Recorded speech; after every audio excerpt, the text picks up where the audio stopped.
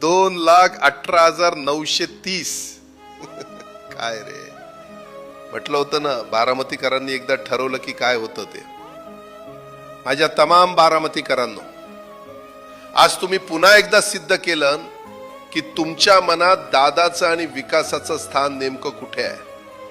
हा केवळ विजय नाही, तर हा माझ्या कामावर आणि आपल्या विश्वासावर बसवलेली एक भक्कम मोहर आहे. मी वरून सगळं बघतोय. आज तुमच्या प्रत्येकाच्या डोळ्यात पाणी आहे आणि माझ्या सुद्धा.